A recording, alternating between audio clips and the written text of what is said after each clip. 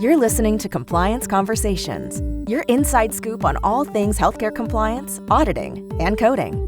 Now, let's get on with the show. Welcome, everybody, to another episode of Compliance Conversations. My name is CJ Wolf with Healthicity, and today's guest is Eddie Qureshi. Eddie, welcome to the show. Thanks for having me, CJ. Great to be here. Yeah, and I am so excited that we have you today, and this topic that we're going to talk about. We'll introduce the topic in a moment. I didn't know a lot about it, and it's going to have some impact. So compliance officers, listen to Eddie and what he has to share. But before we do that, Eddie, we'd love to just hear a little bit about yourself, and feel free to introduce yourself and share what you're doing. Absolutely. My name's Eddie Qureshi. I'm the founder and CEO of Rainfall Health. I'm a trained scientist by background, and I've been in healthcare my entire career. With Rainfall Health over the last 5 years, it's been really exciting to build an AI-enabled tool to help executives around maximizing their reimbursement and providing accountability and accessibility software to make so much impact. And with these new mandated models, we're really excited to help probably your listeners go from stressed to successful. Yeah, absolutely. Well, I didn't know a lot about this topic, but in preparation, I was reading a little bit more about it, and I was shocked that I didn't know about it. And we were talking about this before we started the show, that's something that you run into a lot of. And so we're going to be talking today about the CMS TEAM model. And so maybe you can just, since I didn't know a lot about it, maybe you can just give us a brief explanation of what it is and why it's going to be such a significant shift in Medicare reimbursement over the next decade. Absolutely. So Centers for Medicare and Medicaid Services came out with a new innovation model called TEAM, and stands for Transforming Episode Accountability Model. It's a mouthful, but really the premise of it is very simple. It makes it the sole responsibility of the hospital, and they listed out the mandated facilities. There's about 745 of them overall. About 1,000 hospitals around the country in about 47 states are impacted and listed by name. If you're unsure, just go to Medicare.gov and you can find that entire Excel sheet and look up your hospital. But these hospitals now are responsible for all of the post-acute and procedural care for 5 procedures to start. It's lower extremity joint replacement, spinal fusion, surgical hip and femur fracture treatment, mitral valve procedure, and CABG coronary artery bypass graft. Now, these 5 procedures, why this model is a big deal is they make up roughly about 20% of the annual Medicare reimbursement for these facilities. If I were to come to you and say, I could give you an impact on that 20% of annual Medicare reimbursement, I think a lot of executives would listen. So that's why, just from a financial standpoint, why it's such a big deal. Secondly, why it's so impactful is over the last 17 years since the last infrastructure mandate of this size came out, which was the EHR mandate back in 2008, we actually built the US healthcare system so that it was very facility focused, right? Everyone has their own EHRs, and you get to document things and you get to share things. And there's some ability for the EHRs to go in and out of the hospital, but really it was very internally focused. And you go from one EHR to another EHR somewhere else. This model actually breaks that down entirely. It says, like the acronym implies, it's a team-based model. It actually forces you to have all of the post-acute network your responsibility as a hospital. That means imagine skilled nursing facilities, home health, outpatient services, even hospice are your responsibility from an outcome perspective, as well as care coordination. So getting patients from your facility for a procedure to the post-acute care is now a really big deal. And anybody who's done it knows there's infrastructure involved.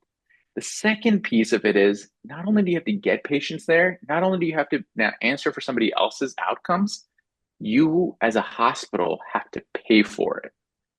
Now, let that sink in for a second. You have to pay for it. That means you're negotiating those rates.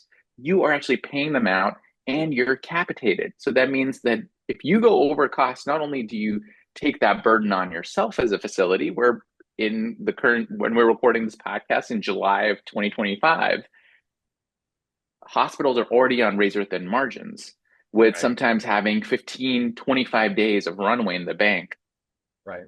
But this model actually says if you don't keep costs and quality where you're expected to and report it out as well, you not only might have gone over costs and have to take that burden on yourself, you're actually going to be penalized up to Right. 20% of your reimbursement for that as well. Now, it's not all bad news, right? We're talking about liability. This is also an opportunity because we've Right. also seen these models come together and push us forward in the direction that people want, especially your audience of the compliance and quality and leadership and strategic initiatives that it takes to start being that standout. And you get rewarded as well. So we talked about the 20% penalty payments. There's also a 20% incentive for people who do everything correctly. So that's the model in a nutshell. And from a patient and just an American, constituent, you should be incredibly excited that we're finally starting to see some movement towards a more holistic and integrated approach to healthcare. Yeah, that's a great kind of background. And what shocked me as I was learning about it is, I've been in healthcare for 25 years and CMS comes out with models, but they're usually like you opt in. This one, they said, we're requiring it of these hospitals. And so I don't think I don't know if I've ever seen that before where CMS said we are going to require it. And to your earlier point, there's a list. And so my first question to our listeners is, do you even know if you're on that list? So go check it. Like Eddie said, you can just Google CMS TEAM Model and you'll find a lot of information about it. And Eddie, a lot of our listeners, are compliance folks. We know that whenever money's involved, you have to make sure you're following the rules because there's always audits and those sorts of things. Like you said, there's incentives. And whenever there's incentives, people might want to cut corners to meet those financial incentives. There may be penalties. And so people sometimes rationalize and justify decisions because they know they're going to get hit hard financially. And so I'm kind of curious, just what are some of the biggest gaps that you are seeing in readiness for around the care coordination and documentation that go along with this model?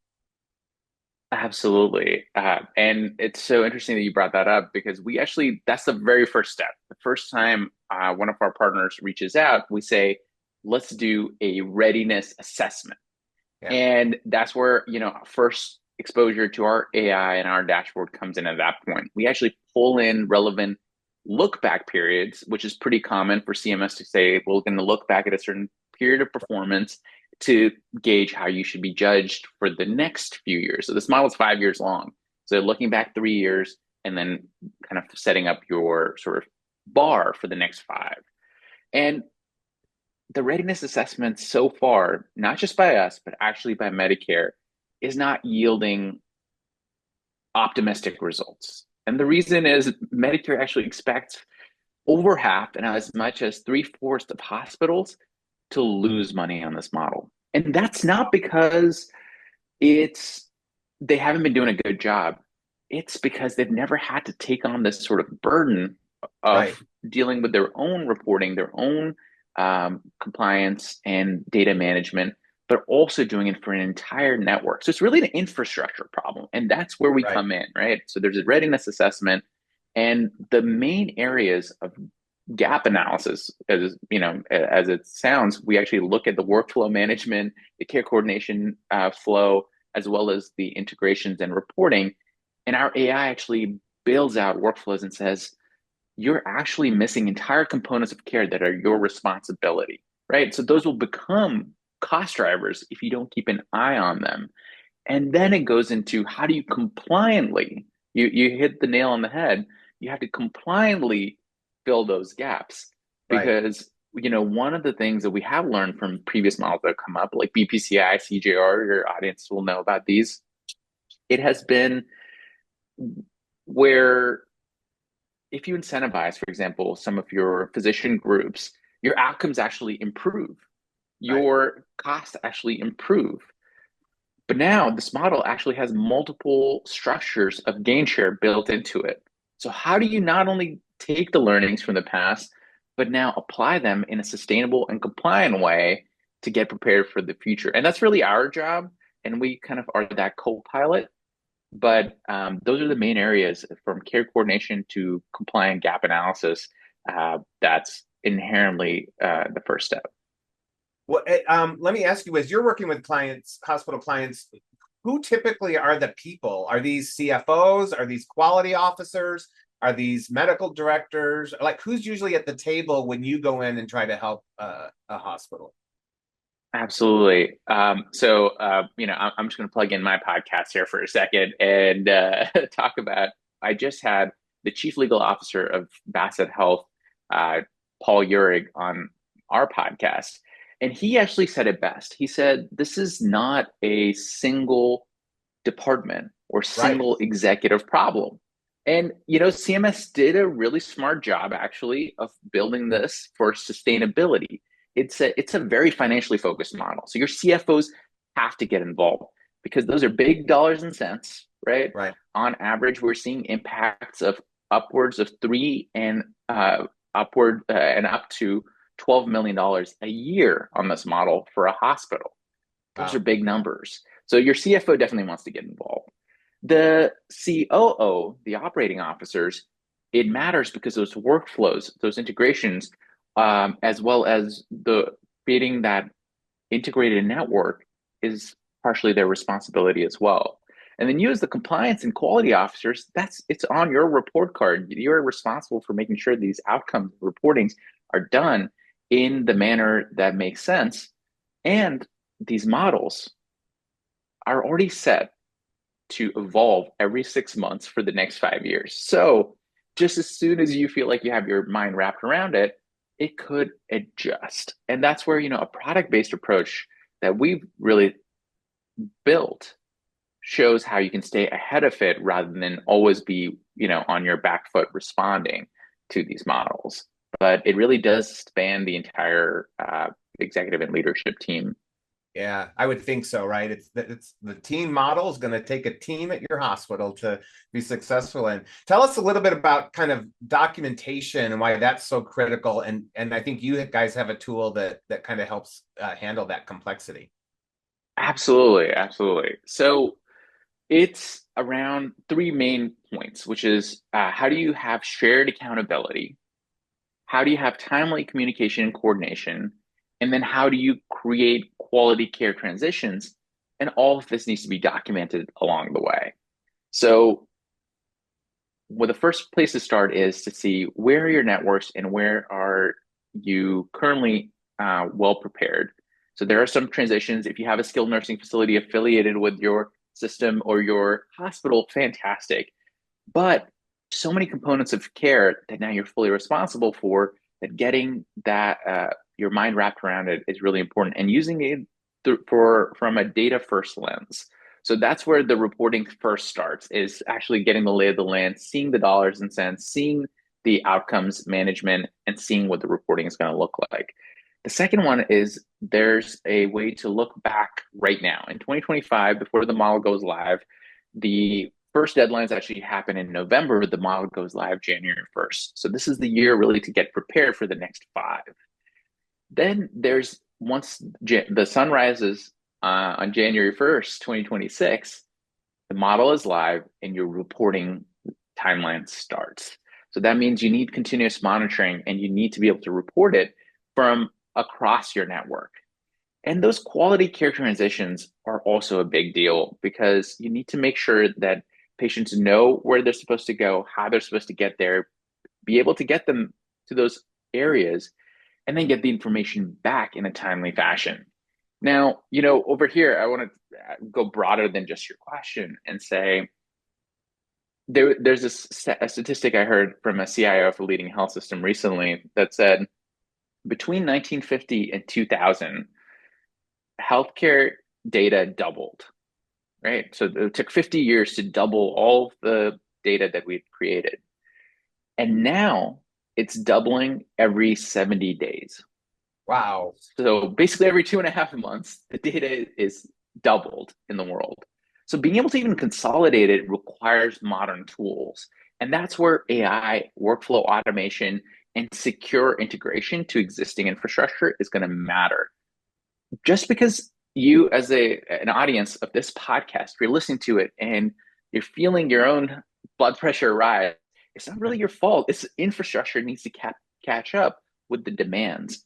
But once we do it, it is going to be a more robust and a more impactful system, because that's really ultimately, that's why you get into healthcare. That's why you become an executive, to make an impact in the lives of patients and in the general healthcare landscape, right?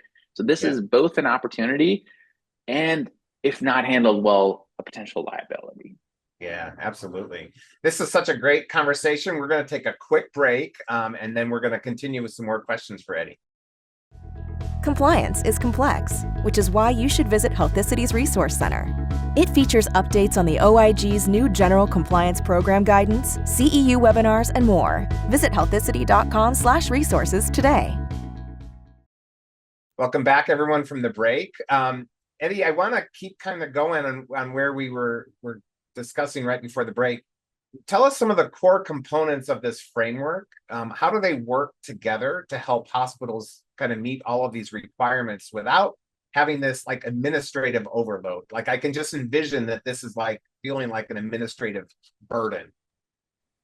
Absolutely. So if you were to take this on manually, it absolutely would be a huge burden, because consolidating that information. So we do a 30-day engagement and get everybody prepared and understanding what now needs to happen for the next 5 years. And we do it automatically. We built an infrastructure so that we could pull in the relevant information, visualize it, and then use smart modeling and data science techniques to let people know exactly what they should be choosing. We actually call our framework the RAIN compliant framework. Now, RAIN is actually an acronym as well, and it stands for Referral Accountability for Integrated Networks. So let me break that down for you as part of our framework. So referral is building an intelligent referral framework around getting folks all across the workflow, the entire post-acute episode, and bring that information back. And that's the accountability aspect of it. How do you automate accountability when you're responsible, not just for your facility, which already is kind of a misnomer because you might have physician groups coming in and doing the surgery itself. It's so complex right off the bat that having that accountability across your procedure, the post-acute network for the same patient who needs to go through, several rounds of physical therapy, need a home health agency, have skilled nursing facilities, have those components for medical adherence all in one spot, and then report it out. So starting to act now as an interoperable and integrated network. That's where the I in the RAIN comes from. And the last one is network optimization. So we not only provide that analysis in the beginning. Our first engagement is always 30 days to just let people know, hey, is this a fit? Is this where we want to go together? The next part is we actually build out your workflows, see those gaps, and now help fill them.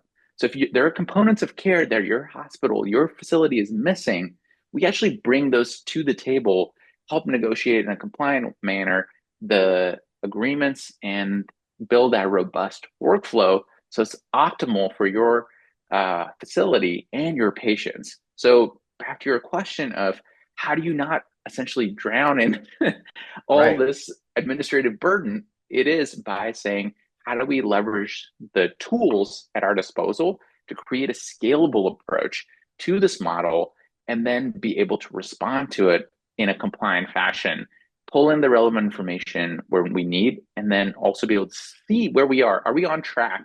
That's the continuous monitoring aspect of what we've built, and that allows you to pull it all together. And this framework that we built was specifically because we didn't want to see the scars of the past.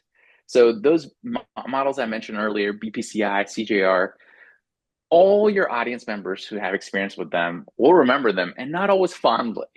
And it's because CMMI, the innovation arm, comes out with goals essentially. And responding, if you ask 745 facilities to respond to a goal, they respond to it in 745 different ways.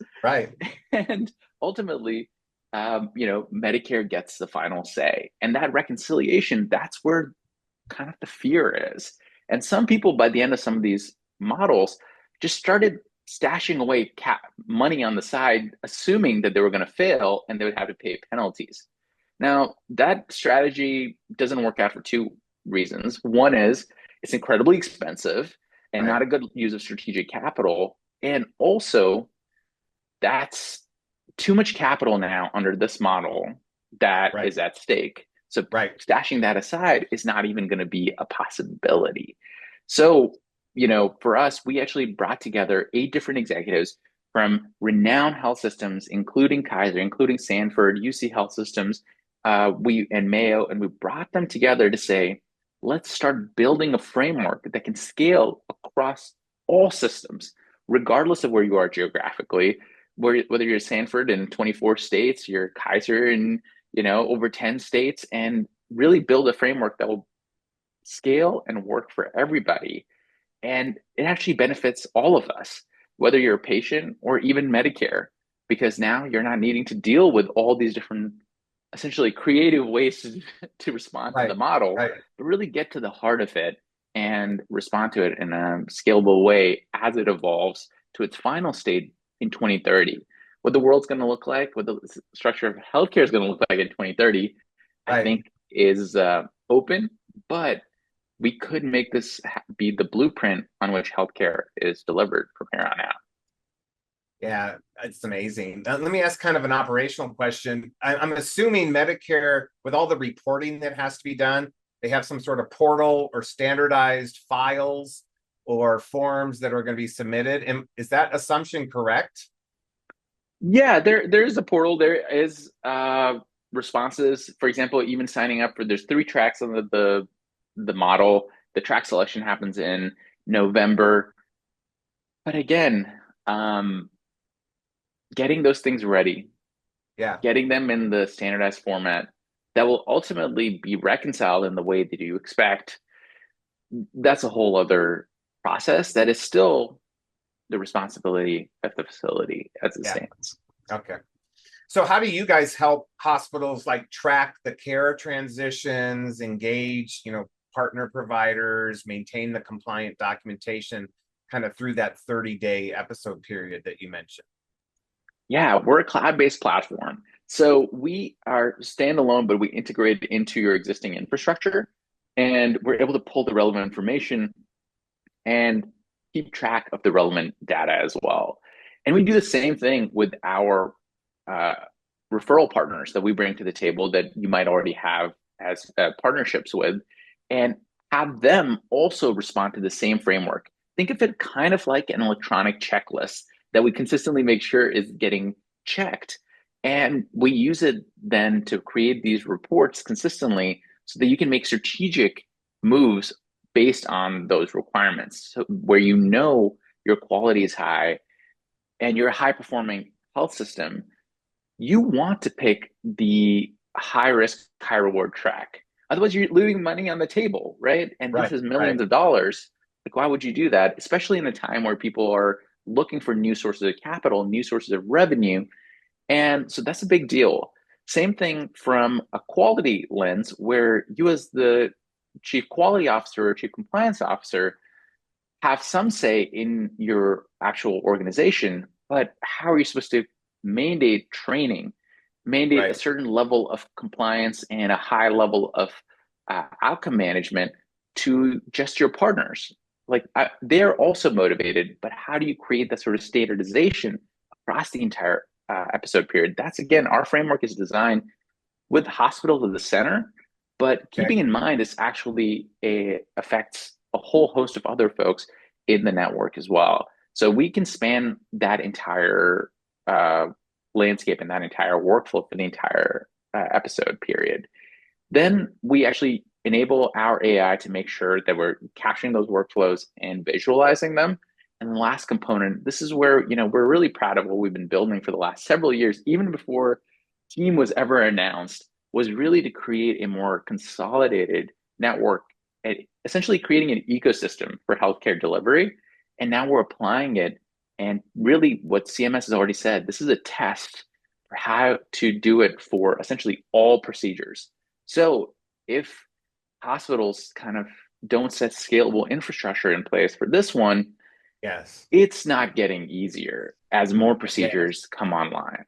That's right. That's so true. And we've seen that in other, kind of transitions, throughout the decades in healthcare, that you can't just close your eyes and hope that it goes away.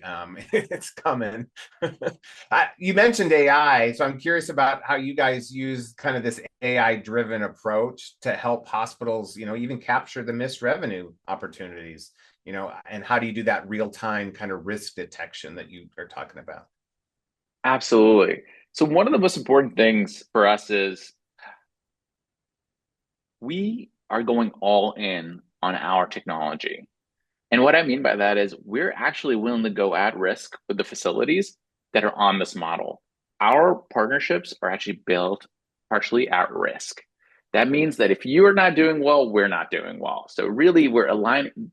What we're really excited about this entire model is how it aligns incentives. And it would be Right. unfair for us to put ourselves outside of that incentive structure. So we're actually part of this, true partners for the entire process. So that's one thing that I want to talk about, which is a unique approach for just us. There's no one else in the entire market that has a product-based approach going at risk like we are for this model. And that's how confident we are in the framework that we built and the technology that we have. So now our AI here is starting off with pulling in all this information over many, many years across your network, across your core business service area. And this is my first time introducing that here because even if you're a mandated facility, you're actually being compared against the quality and costs of everybody in your service area, whether they're a mandated facility or not. Now, this should be a big deal because now you're starting to understand that it's less of you in a vacuum, which has been the case in previous models, where you're essentially, there's a diminishing returns because you're competing essentially against yourself.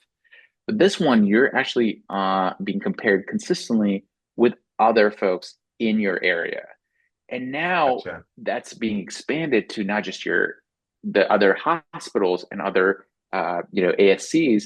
You're actually also being compared now to um, the outcomes of your delivery network. So you want to have a robust network, and our AI here is pretty complex. Those framework questions and the framework data that we're pulling from all these different areas, going from operations, going from compliance, going from clinical, as well as financial, it's actually it goes very deep and specifically for your patient population and provides Gotcha. those insights for preparedness and does it both in a forward-looking manner so you can get prepared actually for the next year. There's an entire score. It's a completely novel score. So if nobody's heard about it, they shouldn't be worried. They've never needed to. It's called a Right. composite quality score, and it's going across a whole bunch of different requirements and outcomes management to give each facility a score. And that score will either enhance your incentive payments and buffer your penalty payments if it's a high score, or if it's a low score, it'll exacerbate your penalty payments and buffer your incentive payments. So really, again, quality, compliance are back at the center of this model. And we make sure that people are staying compliant, looking ahead, as well as continuously figuring out, hey, where is my Medicare reimbursement landing? So that I'm not Right. surprised when there's a look back period and suddenly Medicare comes knocking, asking for money potentially, or hopefully, and this is our goal, is to get you where they're coming with a nice big check for all the hard work that you put in early on. Yeah. Oh, so fascinating. This is such an important topic. Eddie, we're kind of getting towards the end of our time, but I'd love to have you, if there's any last minute thoughts or maybe a question I didn't ask, anything that you think is important on this topic that our listeners need to hear before we close. Absolutely. I think the biggest thing is again, since the last big shift here was back in when EHRs were mandated, there's a couple things that we did as healthcare to respond to it. One was we try to build actually several different manners to respond. Entire hospitals and health systems took on the challenge in decided to build some themselves. That's right. This sounds good at face value, but the reality is healthcare is complex enough as it is. Building an entire, also becoming a software company on top of that is tough. Yeah. So that's one thing that I like to remind people, that we did spend a lot of effort and time creating infrastructure that we had to then decommission to come towards a more standardized approach, right? So that's number Yeah. one. So healthcare is better without silos. Number two is we actually, in that period, learned that healthcare can move very quickly in a short period of time when there are these massive shifts in legislation and regulatory landscape. So Right. we should take it at that face value again and say, if it sounds scary, it's because we are looking at sort of an unknown, but we can build for it. We actually have infrastructure and modern technology that can outpace some of the infrastructure that we built back in in the 2000s. If Even though iPhone was such an amazing innovation, if I give you an Right. iPhone 1 right now, CJ, I don't know if you'd want to be using it, right? Right. Right. And it's because we have evolved technology enough that some of the modern tools are needed to respond to it. And lastly, if your listeners want, we're here to help, and we're to be a resource, and really, go at risk with the facilities and build something amazing that really impacts healthcare for the long haul. Yeah. Oh, great. Thank you so much. And we'll include some links and contact information for Eddie and his team, if for those of you that would like to reach out to them. Thank you again so much for taking some time to share your insights on this topic. Great to be here. And thank you to all our listeners for listening to another episode. As always, if you know of a guest that you would love to have on the show, please send their name and recommendation. And if you have a topic that you'd like us to cover, please share with us so that we can be sharing with you what you want to hear. So thanks again, everybody. Until next time, take care.